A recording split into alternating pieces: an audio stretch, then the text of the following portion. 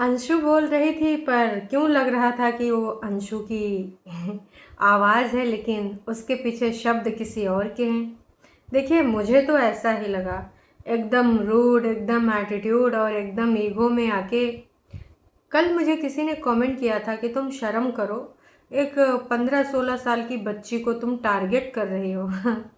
तो मैडम, आज आप देख लीजिए, क्या 15-16 साल की मासूम बच्ची ऐसे बात कर सकती है? लॉजिक के साथ, एटीट्यूड के साथ, ईगो के साथ। आप प्रूफ करते हो तो ऐसा करो ना भाभी, कि आपने जहाँ पर भी मुझे वो आईडी पासवर्ड दिया था, हाँ, पासवर्ड को थोड़ा ब्लर ब्लर कर देना। अरे अंशु बिटिया, इतना तो आता है भाभी को, तो मुझे स्क्रीनशॉट दो। सपना के ऊपर ही सवाल खड़े कर दिए। तो हे एवरीवन, एक बार फिर से आप सभी का स्वागत है। आपको तो पता ही था कि ये चीज़ें होने वाली हैं, और थोड़ा सा टाइम ज़्यादा लग गया। अब हो सकता है कि कुछ समस्याएं रही हों, है ना। इससे पहले सपना का लाइव भी आया था। लाइव में सपना ने बहुत सारी बातें भी रखी थी, और जो उसके ऊपर सवाल उठाए, सबसे बड़ा सवाल, फलाने भी खराब, ढिमकाने भी खराब, अगर सही है तो सिर्फ सपना, ऐसा कैसे हो सकता है? तो जी, कई बार ऐसा हो सकता है, जब चारों तरफ ना मक्खियाँ भिन भिनाए रही हूँ मिठाई पे, हमें मिठाई चाहिए, हमें मिठाई चाहिए ना, तो ऐसा हो सकता है। खैर, जिस प्रकार से अंशु आई है, टू बी वेरी फ्रैंक, लग ही नहीं रहा था कि ये वही अंशु है जो कुछ महीनों पहले एकदम बच्ची बन के बोलती थी, मेरे को ये नहीं चाहिए, नहीं, मेरे को तो ऐसा लगता है ना, मैं तो ये भूल गया। मतलब एकदम छोटी बच्ची जैसे एक्टिंग करके बात करती थी। और अभी भाई साहब, गजब की मेच्योरिटी।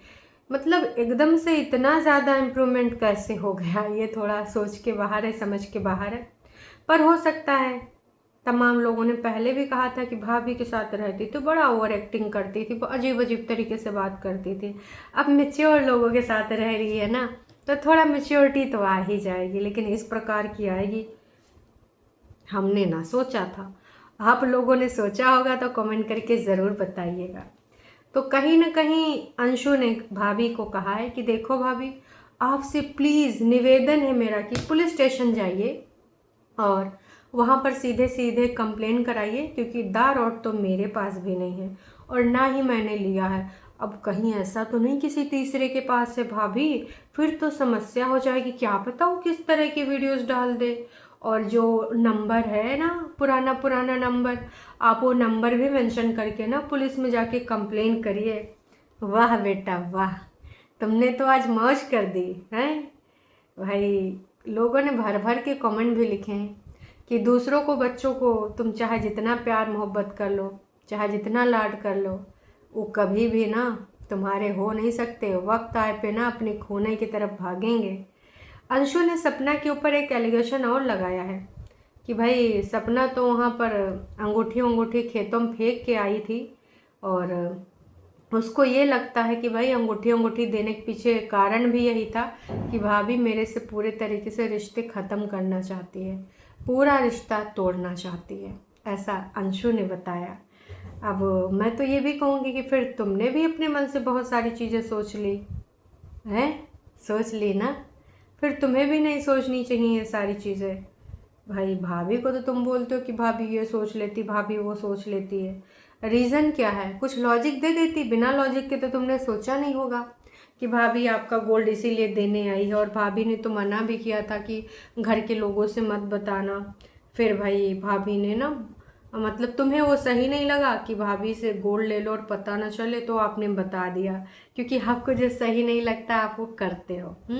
शिवी के बारे में भी सफाई दे दी है अंशु ने कि देखो ऐसा कुछ भी नहीं है, आपके जो पहले फ्रेंड हैं वो पहले आपके फ्रेंड हो। ये लड़ाई तो 3-4 महीने पहले हुई थी, फिर आपने अनफॉलो कर दिया था, मुझसे भी अनफॉलो करा दिया गया था, मैंने भी अनफॉलो कर दिया था। फिर माफ़ीनामा प्रस्तुत हुए, फिर भैया मान मनव्वल हो गई और एक दूसरे का साथ देने लग गए, और वही के बाद फिर से खटाई पड़ गई। तो कुल मिला के अंशु ने यह भी कहा कि भाभी अगर बताती हो तो पूरी बातें बताया करो, आधी अधूरी काहे जानकारी देती हो। तो अंशु का कहना ये है दोस्तों कि भाभी ना एक तरीके से सबको उल्लू बनाती है। अंशु आई है भाभी की पोल पट्टी खोलने, भाभी बड़ी शातिर है। अभी तक बाकी लोग खोले हैं।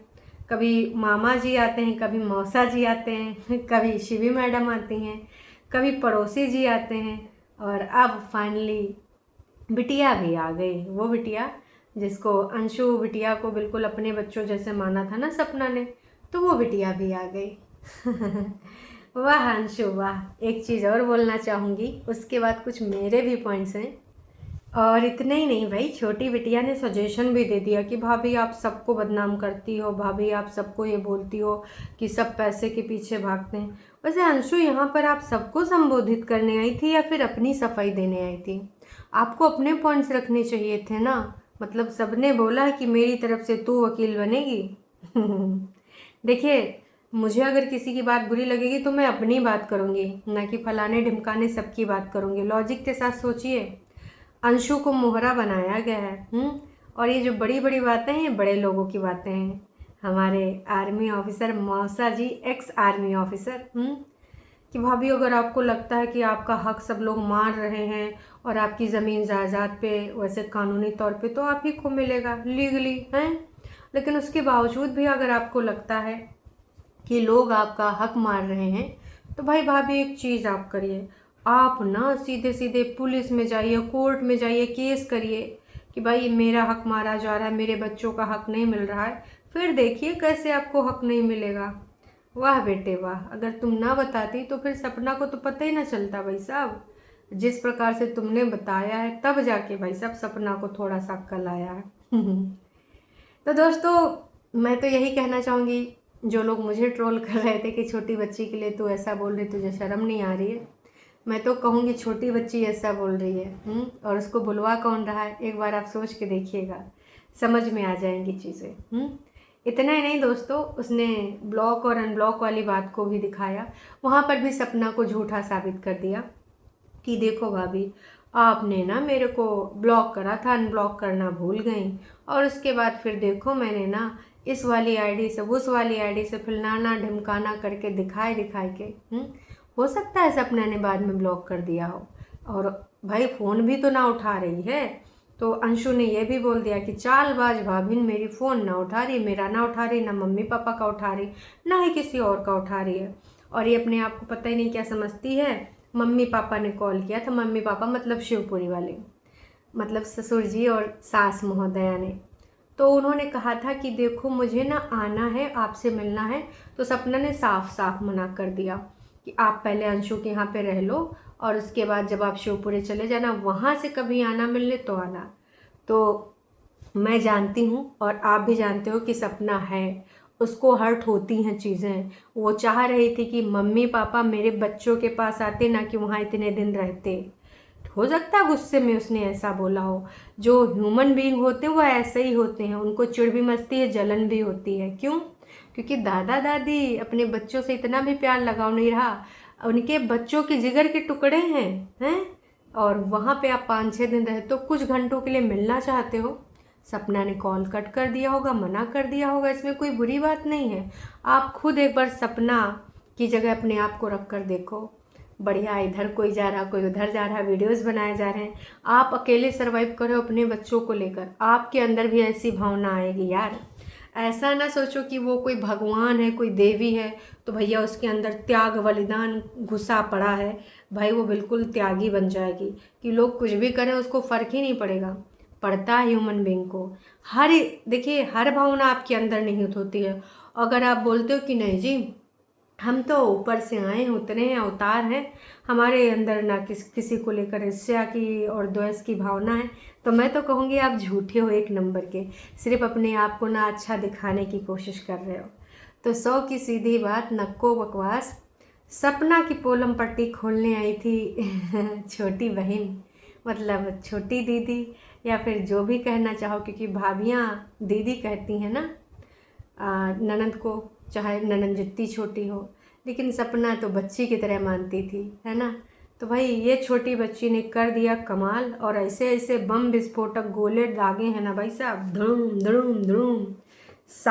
सारे के सारे जो भी पॉइंट्स रखे हैं, है ना, इस तरीके से लॉजिक के साथ रखे हैं दोस्तों, कि क्या ही बताएं। हम तो सुन सुन के दंग रह गए कि हैं इस बिटिया ने सोचा, इस बच्ची ने सोचा। आप लोग क्या कह रहे थे कि स्टडी ये हो रहा है वो हो रहा है। भैया उसने तो सारा लीगल की पढ़ाई भी कर रखी है। या बिटिया किसी और ने बताया तुम्हें? वो तो राज की बात है, वो नहीं बताई जाएगी। तो 100 की सीधी बात नक्को बकवास। अगर सीधे मुद्दे पे आए तो मुद्दे की बात ये है कि अंशु सिर्फ आवाज़ है और शब्द ये स्क्रिप्ट के अंतर्गत बहुत जगह से मिले हैं। आपको पता है इसमें मौसा जी और अंशु के पापा और भी बाकी के लोग भी शामिल हो सकते हैं। इवन सपना जी के ससुर जी भी शामिल हो सकते हैं। इस प्रकार की जो बातें थी ना, जिस प्रकार से अंशु चिड़ चिड़ के बोल रही थी, जिस प्रकार से अपनी चीज़ें रख रही थी, उससे साफ साफ स्पष्ट हो रहा है। जाते जाते भी उसने यही बोला कि भाभी एक काम करिएगा, कंप्लेन ज़रूर करिएगा, क्योंकि फिर गलत हो जाएगा चैनल तो भाई आप लोगों के नाम पे है ना। फिर कुछ पता नहीं कोई कैसा वीडियो अपलोड कर दे। हाँ तो ये बेहद ज़रूरी है, टॉन्ट के रूप में उस बच्ची ने बोला। याद रखिएगा 15-16 साल की बच्ची कितना सॉलिड पॉइंट रखती है। इतने नहीं भाई, छोटी बच्ची ने एक पोलम पट्टी सपना की और खोली। उसने ये भी बोला कि भाई आप ना, जो मम्मी पापा गए थे और या फिर मेरे पापा गए थे, मौसा जी गए थे, जो भी लोग गए थे, तो उन्होंने जो जो बोला, वैसे भी तो आप रिकॉर्डिंग प्रूफ बहुत करती हैं, तो आप एक काम करिए वो रिकॉर्डिंग ना प्लीज़ आप ना अपलोड कर दीजिए, क्योंकि हम सुनते हैं और मेरे अकॉर्डिंग और मेरे हिसाब से फिर इसको लगा कि नहीं मैं गलत बोल गई तो सुधारी। कि मतलब मेरे हिसाब से मम्मी ने मेरे को बोला था कि फ़ोन लगा और उससे मुझे मिलना है, फिर मैंने फ़ोन लगाया तो आपने सीधे मना कर दिया। आपने बोला जितने दिन वहाँ रहना है रह लो, फिर शिवपुरी चले जाना, फिर वहाँ से आना। और आपने तो ना उनसे मिसबिहेव भी किया, लड़ाई भी कर ली छोटी मोटी, बाद में छोटी मोटी जोड़ दिया। तो भाई सपना ने अपनी सास से लड़ाई करी, अपने सास के साथ दुर्व्यवहार किया, ये भी अंशु ने पोलम पट्टी खोल दी। अंदर से इंसान भरा होता है, ऐसी चीज़ें होती हैं। ऐसा कुछ नहीं है कि सपना ने कोई बादल फाड़ दिया, आसमान फाड़ दिया। ये सारे सब एकदम से इकट्ठे हो जा रहे हैं, इस प्रकार की चीज़ें बैकग्राउंड में चल रही हैं। आप बताइए क्या ऐसा होना कुछ इम्पॉसिबल सा है? मुझे नहीं लगता इम्पॉसिबल सा है। हो सकता वो उम्मीद कर रही थी इतने दिनों से कि बच्चों के बिना तो दादा दादी आएंगे मेरे पास। लेकिन दादा दादी तो जैक वहीं बस गए। 5-5 6-6 दिन, 30-31 को आए थे शायद। तो इसमें अंशु को बड़ी चिड़न हो रही थी कि कैसे बोला कि जितना दिन अंशु के पास रहना है रह लो, शिवपुरी जाओ फिर आना मेरे घर। अंशु के शब्दों में दिख रहा था कि कितनी ज़्यादा आहत हो गई है लड़की, कितना ज़्यादा हर्ट हो गई कि भाभी ने ऐसे कैसे बोला, अगर मेरे घर में रहने आ गए मम्मी पापा। तो भैया रिकॉर्डिंग भी मांगी है नंदरानी ने कि अपनी रिकॉर्डिंग डालो भाभी जी, तभी हम मानेंगे। हैं आप ना बहुत शातिरगिरी कर रही हो, इसलिए अंशु ने अपना दिमाग, मतलब है दिमाग तो किसी और के हैं, पर यहाँ पर तो यही कहा जाएगा कि एक बच्ची ने इतने सारे पॉइंट बनाए हैं, इतने ज़्यादा लॉजिक के साथ बात करी है। वैसे आप लोग उम्मीद करते हैं समझ गए होंगे कि ये किसके पॉइंट्स हैं और कौन अंशु के मुंह से बोल रहा है, किसके शब्द हैं। और बिटिया ने ये भी बोल दिया है कि देखो अब ना, अब मुझे भी छोड़ दो, कोई बात नहीं, और वैसे जो हो रहा होने दो यार, ठीक है यार। मतलब यार इतनी बड़ी कब से हो गई तुम, और आप अलग तो हो ही गए। तुमने क्या बोला था अंशु, या फिर वो भी किसी दूसरे के ही शब्द थे? मैं डे वन से कहती हूँ कि अंशु अब अपने शब्द नहीं बोलती, किसी और के शब्द बोलती है। अंशु का स्टाइल ही कुछ अलग था। अभी अंशु पूरे तरीके से दूसरों के शब्द बोलती थी ना कि हम एक फैमिली थे, पर अब हम 3 फैमिली हो चुके हैं और अब पहली चीज़ें नहीं हो सकती पहले जैसी, सब मूव ऑन कर रहे हैं। ये अंशु के ही मुंह से निकले हुए शब्द थे, हालांकि किसी और के थे। तो भाई काफ़ी हद तक ये मौसा जी के शब्द लगते हैं, क्योंकि मौसा जी की प्रवृत्ति ऐसी ही है, बातचीत करने का उनका तरीका, रवैया ऐसा ही है। तो यहाँ पर जो चीज़ें हैं वो सारे के सारे सब्सक्राइबर्स भी समझ गए हैं कि भाई ये तू नहीं बोल रही है, ये फूफा जी बोल रहे हैं अंशु के पास। दारौट चैनल सपना नहीं बोल रही है। हेलो भाई, फूफा जी बोले रहे कि अंशु के पास है। अब फूफा जी ने तो शॉर्ट वाला बोला नहीं था। वैसे अंशु ने ये भी कहा है कि भाभी 1 मिनट में इसका भी आईडी पासवर्ड दे दूंगी, आप ये भी मेरा चैनल ले लो, मुझे ये चैनल भी नहीं चाहिए। आए हाय, त्याग बलिदान की मूर्ति बनोगी, या फिर इसको हेट दिलाना चाहती बिटिया रानी हैं? मतलब तुम तो मोहरा हो, आइनो की हेट कौन दिलवाना चाहता है। तो दोस्तों उम्मीद करते हैं हम सारी चीज़ें समझ चुके होंगे। इन शॉर्ट इस बच्ची को मोहरा बनाया गया है और पूरे तरीके से इसके मुंह से जो शब्द निकल रहे हैं वो इनके जो परिवार के लोग हैं जो चारों तरफ से कुंडली मार के बैठे हैं उनके शब्द हैं। बाकी आप सबका क्या कहना हो कमेंट के ज़रिए अपनी बात को ज़रूर रखिएगा। कोई भी ऐसा आप शब्द मत लिखिएगा जिससे किसी की भावनाएं आहत हों। अच्छे शब्दों में भी अपने दिल की बात रख सकते हैं भैया। तो कैसा लग रहा है शकुनी मामा की बेटी कैसे आई कि यहाँ पे हंगामा मचा दी। त्राहिमाम त्राहिमाम, सपना का सारा झूठा ले आई तो बाहर भैया। चलिए जी अभी के लिए इतना ही।